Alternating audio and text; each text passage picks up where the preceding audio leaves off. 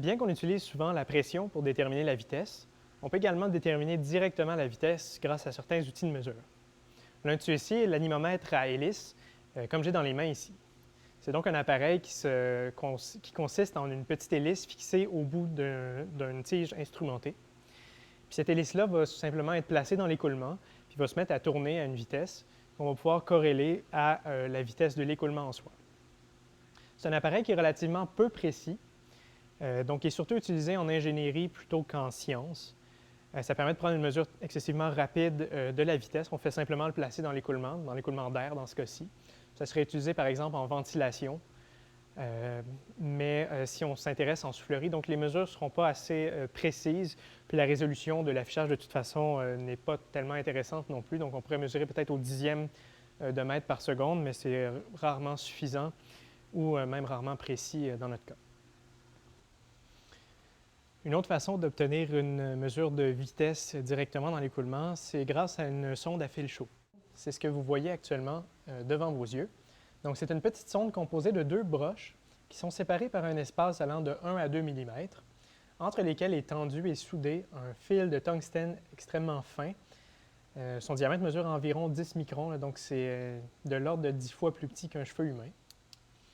Puis ce fil-là, en fait, en étant soudé, est mis sous tension lors de la mesure de vitesse et monte en température à ce moment-là.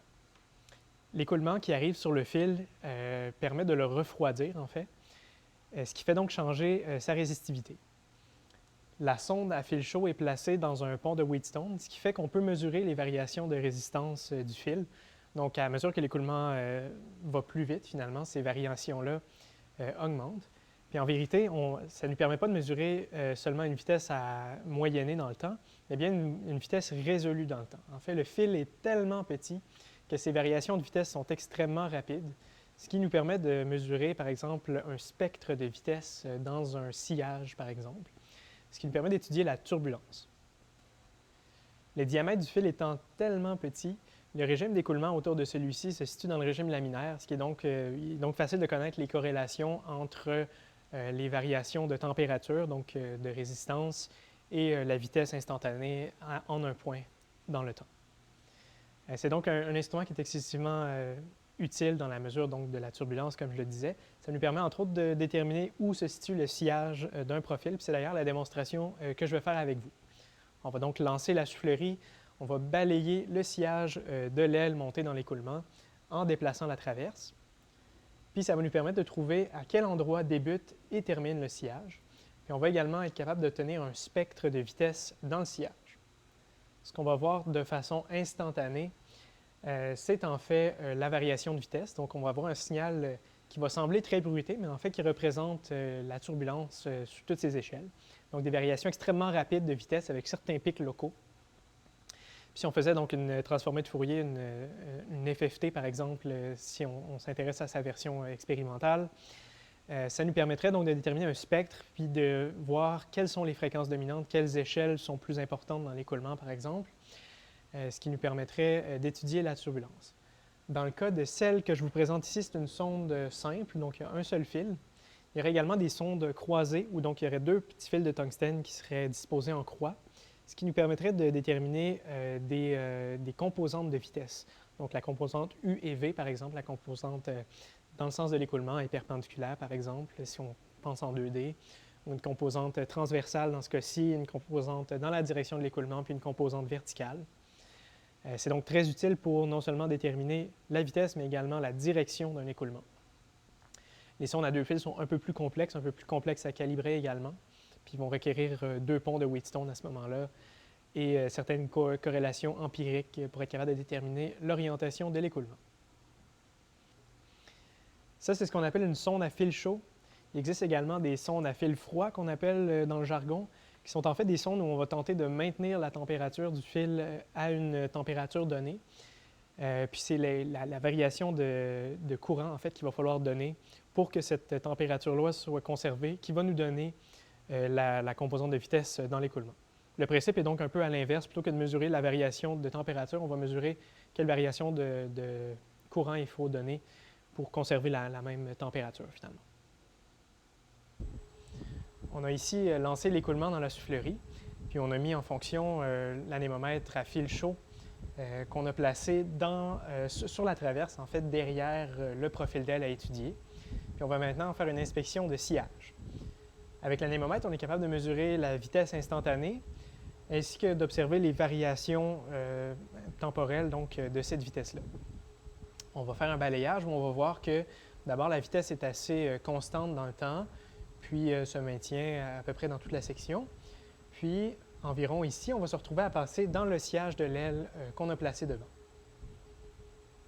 On observe donc que les variations, la vitesse en fait varie de façon instantanée, de façon très rapide en fait. C'est un signe que la turbulence donc se manifeste à ce moment-là. Puis à travers le sillage, donc on va obtenir ce spectre-là de vitesse qui varie sur une plage relativement large.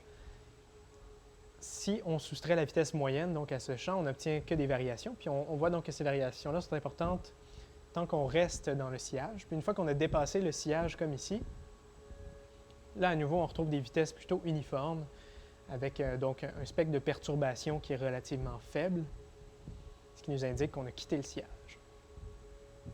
Si on observe le signal de vitesse qu'on obtient à la sortie de l'anémomètre à fil chaud, on constate qu'on a ici deux signaux. En fait, le premier signal est le signal actuel, donc qui nous donne une moyenne ainsi qu'une variation temporelle, donc toutes les petites variations de vitesse qu'on peut avoir. Si on soustrait la moyenne à ce signal-là, on obtient le signal ici qui est autour de 0. Donc, qui est comme un signal, si vous voulez, en courant alternatif par rapport à un signal en courant continu. Puis ce signal-là, en fait, nous permet d'observer essentiellement les variations de vitesse. On va pouvoir l'amplifier donc beaucoup plus sans excéder l'échelle de voltage. Puis ça va nous permettre d'observer le spectre de turbulence, donc l'intensité des variations de vitesse dans le sillage. Donc là, je suis hors du sillage. Vous voyez que les courbes sont à peu près sur leur moyenne. Il y a très peu de variations locales dans le temps. Maintenant, si je me déplace dans le sillage,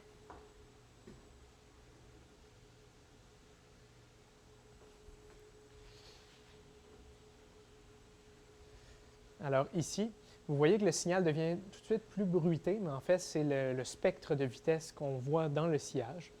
Donc, on soustrait la moyenne, on obtient cette courbe-ci.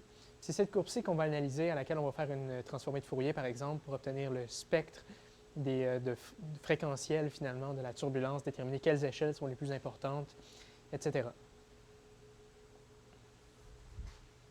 Des résultats de mesure de vitesse dans le sillage de notre aile qui ont été prises grâce à l'anémomètre à fil chaud sont disponibles aux pages 31 et 32 du document portant sur la démonstration en aérodynamique expérimentale. Vous allez pouvoir voir donc le déficit de vitesse dans le sillage derrière l'aile, ainsi que voir un signal de vitesse moyenné, ainsi que le signal de vitesse instantané mesuré par l'anémomètre. Une technique qui est énormément utilisée dans la recherche dans les dernières années, c'est la vélocimétrie par image de particules, en anglais PIV, donc pour Particle Image Velocimetry.